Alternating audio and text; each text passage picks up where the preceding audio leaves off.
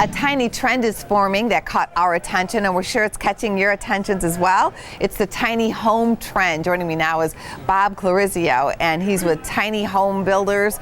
And boy, you build these tiny homes and they are selling so quickly. Where do you think we are with this trend? Only the beginning. I mean, it's so good to be here. I'm glad that you guys have us here today because, there's been very little awareness in the Chicago market. But in general, across the country over the last 5 to 6 years, there have been an explosion across the country, both changing zoning laws to allow these houses both as secondary homes on pieces of property and primary residences. As far as the Midwest is concerned, it's only begun.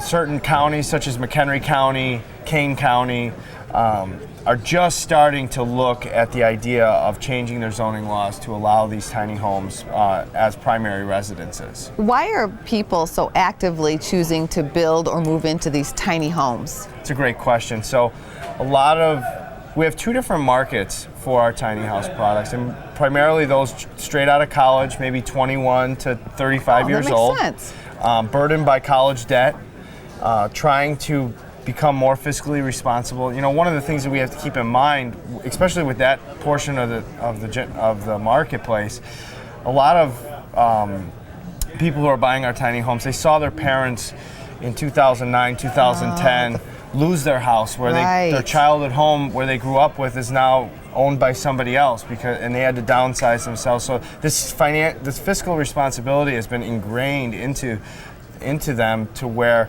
they want to be more mindful. They're fearful of going down that same path of overextending themselves and things like that. Right, because people were buying these mansions who could not even afford them, even a third of the mansion. Okay, so one thing that concerns me is they are tiny, and I think a tornado season, and I just think these homes could go whipping around here.